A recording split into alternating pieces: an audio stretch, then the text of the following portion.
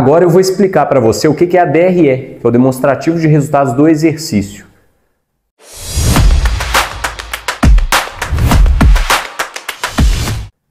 Bom, para começar, só relembrando aqui, exercício é o período que você está analisando na contabilidade. Então é o mês, o trimestre ou o ano. Quando eu falo então de DRE, demonstrativo de resultado do exercício, eu posso estar falando do demonstrativo de resultado do mês X, do ano tal, do trimestre X, tá? Vamos então passar pela DRE para a gente entender como que funciona isso. Eu tenho aqui então demonstrativo de resultado do exercício, né? E na DRE, o primeiro ponto que a gente vai ter vai ser o faturamento bruto. É a primeira linha. O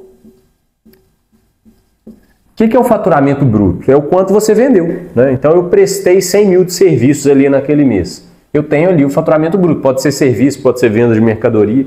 Então eu vou colocar aqui os 100 mil reais. Bom, uma vez que eu tenho o faturamento bruto, eu vou ter também os tributos incidentes sobre a venda. Aqui, só esclarecendo, a gente vê muita gente falando imposto, tributo, taxa. Qual que é a diferença entre eles? Para não ter erro, a dica que eu dou é: use sempre a palavra tributo, porque impostos são impostos específicos, imposto de renda, o IPVA, esses são impostos, né? Mas eu tenho também taxas, contribuições, que estão todos dentro desse grupo grande que chama-se tributos. Então aqui, para simplificar, eu vou chamar tudo de tributo, porque eu tenho certeza que eu não estou esquecendo de nada. Se eu falasse imposto, eu estaria deixando de fora algumas coisas. Então aqui eu tenho os tributos incidentes sobre o faturamento. O que isso significa? Bom, Pedro, se você vendeu 100 mil reais e a sua taxa de tributação é de 10%, então você teve que recolher ali uma guia de 10 mil reais de tributos. Pode ser a guia do Simples Nacional ou dos tributos que são recolhidos separadamente no lucro presumido, no lucro real, né? Então a gente tem aqui o faturamento bruto menos os tributos sobre o faturamento. E aí a gente tem a primeira linha de subtotal da DRE, que é justamente o faturamento líquido.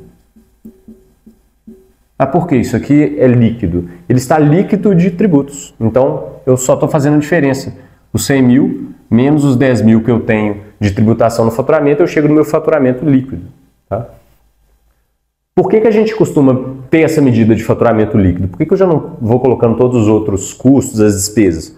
Porque eu sei que o faturamento líquido é o que eu gero mesmo ali de resultado econômico para o meu negócio, né? Em termos de faturamento. O tributo eu não tenho controle, né? Eu só tenho controle sobre o preço que eu coloco. Então, quando eu tiro um do outro, eu tenho aqui o que sobra para a empresa. Bom, depois do faturamento líquido, eu vou ter algumas contas bem importantes. A primeira delas vai ser o custo da mercadoria vendida ou o custo do serviço prestado, né? Custo de prestação do serviço. Quando eu vendo um carro por 100 mil reais e aí eu, como concessionária, estou pagando 10 mil de tributo, então eu estou tendo um faturamento líquido de 90 mil, eu tenho que considerar qual que é o custo que eu tive para comprar esse carro, né? Então vamos imaginar aqui que o custo desse carro foi de 40 mil reais. Bom, depois que eu tiro o custo da mercadoria vendida ou o custo do serviço prestado, eu vou ter justamente a minha margem de contribuição.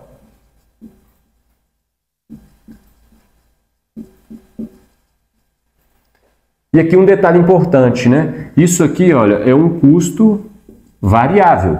Por quê? Ele varia, né? À medida que eu vou vendendo maior quantidade de produtos, o meu custo desse produto vendido também vai aumentando. Então aqui eu tenho uma linha que pode ser a receita, né, o faturamento, e aqui os custos, que vão ser da mercadoria vendida, o custo do serviço prestado. Então à medida que eu vendo mais, né, eu também aumento o custo. Eu poderia aqui estar falando que é a quantidade e o valor, por exemplo. Por isso que ele é variável, ele vai variar conforme a quantidade varia. Ele não vai ser um custo fixo como um aluguel, que eu vou tratar aqui mais para frente. Então, eu tenho a margem de contribuição aqui que vai ser os 90 mil menos os 40 mil reais. Eu estou falando então que de cada produto que eu vendi por 100 mil reais, eu vou pagar 10 mil de tributo, vai sobrar 90 mil de faturamento líquido, eu vou ter um custo da mercadoria vendida de 40 mil reais, e aí eu tenho uma margem de contribuição de 50 mil reais. É o que sobra para eu pagar os custos fixos. Então, nos custos fixos, o que a gente poderia ter? Aqui é claro que eu vou colocar só alguns exemplos, mas eu poderia aqui ter os salários das pessoas que trabalham nessa empresa, eu poderia aqui ter aluguel, energia, contabilidade e assim por diante. Aqui, só para simplificar o nosso exemplo, eu vou usar dois itens, salários e aluguel, né? Então, imagine que eu tenho aqui de salários R$20.000 e eu tenho aqui de aluguel R$5.000. Olha só, esses custos, eles vão ser fixos, né? Aqui eu não vou nem entrar ainda no que é custo e despesa, tá? Para simplificar, eu estou tratando aqui tudo como, essa parte aqui toda como custo, né? Porque ela está vinculada diretamente ao produto, então tudo que encosta no produto é custo, e aqui tudo que não encosta no produto vai ser despesa. Mas eu poderia, por exemplo, ter salários de pessoas que estão ali vendendo os carros efetivamente ou trabalhando na produção desses carros. Nesse exemplo, eles seriam tratados como custo, né? Vamos para simplificar, então, colocar aqueles como despesas, tá? Vou imaginar que eles não são vinculados ali ao produto que está sendo vendido. É uma equipe administrativa, por exemplo, eu estou pagando o aluguel da sede administrativa, então são despesas, a diferença é entre um e outro. Como esses valores não variam ao longo do tempo, eu teria aqui uma linha reta, que são os custos e despesas fixas. Então, o próprio nome já diz, ele não varia conforme a quantidade. Eu posso vender 10 carros ou 5 e meu aluguel vai ser o mesmo, porque o valor da minha concessionária ali que eu pago mensalmente para alugar vai ser o mesmo. Aqui eu tenho, então, um segundo ponto, que vai ser a margem de contribuição menos salários menos aluguel. Eu tive aqui, então, 25 mil.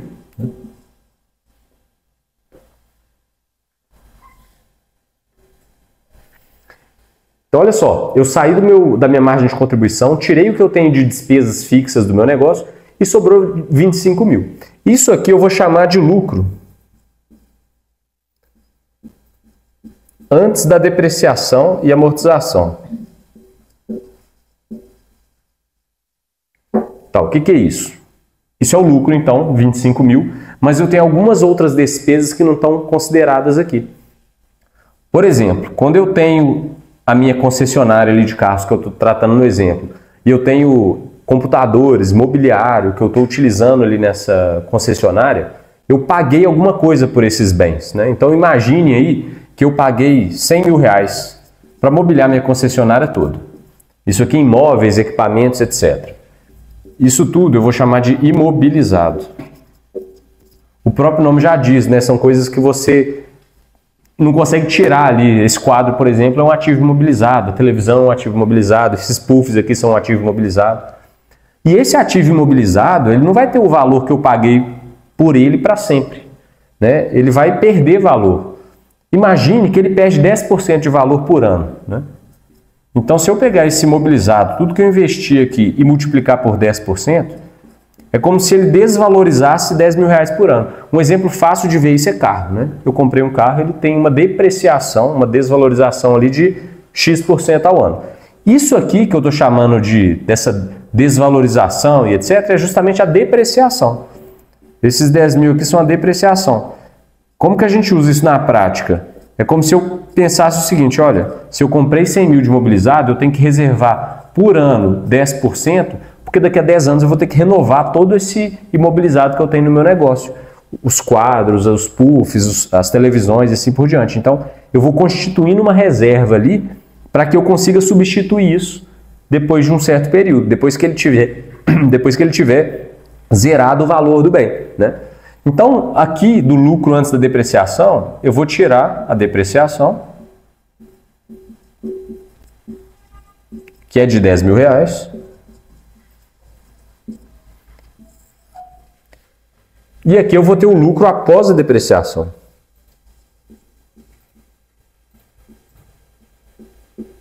Então eu vou ter aqui um valor de R$15.000. Depois disso aqui, em alguns casos, a gente ainda tem um imposto de renda. Aqui eu falei de tributo sobre o faturamento, é o que a gente paga ali, por exemplo, no Simples Nacional, uma alíquota, ou seja, um percentual que você paga sobre o faturamento, mas em alguns negócios, dependendo do regime tributário, ou seja, se ele é do lucro presumido, do lucro real, a gente também tem a incidência de imposto sobre a renda. A renda é o que a gente está chamando aqui de lucro, né? Então pode ser que eu ainda pague aqui, olha, imposto de renda da empresa E vamos imaginar aqui que esse imposto de renda deu R$3.000, né? Aí sim, eu cheguei no meu lucro líquido. Vai ser ali a última linha no qual eu vou entender qual que vai ser o meu resultado. Então eu tenho 15.000 menos 3.000, R$12.000. Essa aqui, é claro que é uma visão simplificada, mas é uma estrutura com os elementos mais importantes que você precisa conhecer numa DRE, num demonstrativo de resultado do exercício. Lembrando, como eu falei, ele pode ser mensal, pode ser trimestral, né? Anual. Então, a gente vai, na DRE, entender qual que é a riqueza econômica gerada. Eu preciso saber quanto que eu vendi naquele período, no exercício, o que eu tive de custo e despesa e quanto que eu gerei de riqueza. Não é necessariamente o que eu recebi no bolso. Agora a gente vai falar sobre a DFC, que é o demonstrativo de fluxo de caixa. Eu já ensinei para você sobre a DRE, que é aquele resultado econômico, se eu estou vendendo por mais do que eu tenho de custo e despesa. Agora a gente vai falar da DFC, que é o que geralmente o empreendedor, a empreendedora vem no final do mês, é o que sai do bolso, o que está faltando no bolso. Então é fluxo de caixa. Eu não gosto muito daquelas frases assim, caixa é rei, DRE não serve para nada, porque na verdade você precisa analisar as demonstrações contábeis como um todo. Se você olha só DFC, você não está olhando adequadamente tudo que o seu negócio gera de número, né? Eu tenho que entender da visão econômica, tenho que entender da visão de caixa, mas eu não acredito nisso de que uma coisa só é mais importante do que as outras, não. O ideal é que você entenda um pouco das três e domine as três mesmo. Se você é empreendedor, você vai ter que acabar conhecendo sobre isso. E elas vão trazer informações diferentes para você tomar decisão. No fluxo de caixa, a gente vai ter alguns agrupamentos um pouco diferentes. Então, primeiro, a gente tem aqui as atividades operacionais.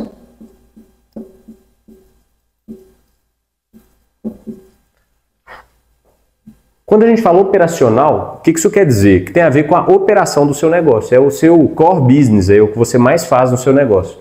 Então, qual que é a atividade operacional aqui que a gente faz na rota? É a venda mesmo da rota da gestão, é a prestação desse serviço, é os consultores ali estando nos clientes, atuando. Ou seja, isso é a nossa operação. Num restaurante, a operação é a venda da comida, o atendimento às mesas, né? Então, cada negócio vai ter uma operação diferente. Mas quando a gente fala de operação, a gente tem aqui uma entrada positiva, que é o recebimento de clientes.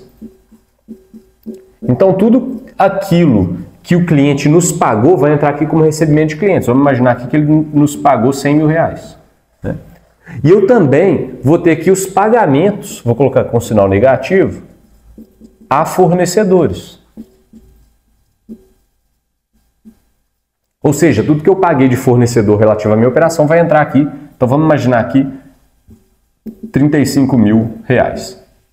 Bom, uma vez que eu tenho então os recebimentos da operação e os pagamentos da operação, eu vou ter o resultado do meu fluxo de caixa operacional, que vai ser 100.000 menos 35.000, ou seja, eu gerei na minha operação R$65.000. Isso aqui é muito importante, porque às vezes a gente vê negócios que têm pouca sobra ou falta de caixa e a gente acha que o negócio é uma porcaria, mas não é muito simplista eu ver isso. Eu tenho que entender se a operação do negócio gera caixa. Porque às vezes ela tem um empréstimo, está alavancada, mas se eu injetar grana no negócio, a operação dá conta de gerar riqueza, de gerar caixa, né? E eu resolvo o problema da dívida, mas a minha operação aqui está positiva, olha, em 65.000. Depois disso, a gente tem as atividades de investimento.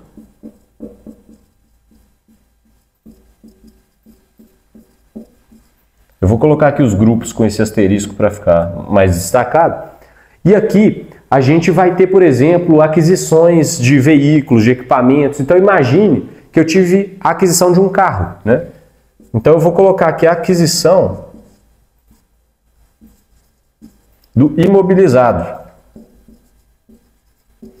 Pode ser um carro, um computador e assim por diante. Se eu tiver a aquisição de um carro aqui nesse exemplo, vamos colocar aqui que a aquisição do carro foi de R$20.000. Essa empresa aqui é lá de 1970. Então eu tive uma atividade de investimento negativa, né, um fluxo de caixa negativo de 20.000 por causa das atividades de investimento. E eu tive aqui também um terceiro grupo que são as atividades de financiamento, né? Quando eu falo aqui de atividade de financiamento, eu poderia estar, por exemplo, falando da liberação de um empréstimo, né? Então, entrada aqui de recurso liberado pelo banco. Então, vamos imaginar que entrou aqui, nesse caso, 50 mil reais no banco, né? Eu também tive aqui um pagamento de valores que eu devia, né? E uma integralização de capital dos sócios, ou seja, os sócios colocando dinheiro no negócio. Vou imaginar aqui nesse exemplo que eu paguei 10 mil de empréstimos e que os sócios aportaram no negócio 20 mil reais. Ou seja, eu tive uma entrada de recurso de banco de 50 mil, mais 20 mil do sócio, 70 mil, menos 10 mil. Então eu tive 60 mil aqui positivo de fluxo de caixa de atividade de financiamento. Uma vez que eu tenho, então, esses grupos bem definidos com todos os detalhamentos, é claro que o seu detalhamento ele pode ser muito maior do que isso, aqui é só um exemplo, né, para você entender a lógica. A gente vai fazer a soma disso tudo. Então eu tive aqui 65 mil de atividades operacionais, menos 20 mil de atividade de investimento, então 45 mil de resultado até agora, e depois eu tive 60 mil positivo. Então eu gerei um fluxo de caixa aqui nesse caso de 105 mil.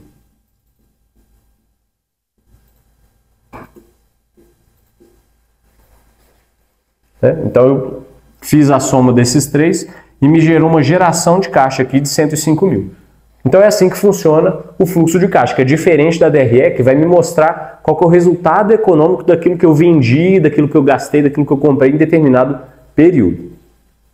Agora que a gente chegou ao final do vídeo, eu quero saber se você tem alguma dúvida, então deixa o seu comentário aqui embaixo para a gente te ajudar. E claro, se você precisar de apoio para implementar isso no seu negócio, fala com a gente.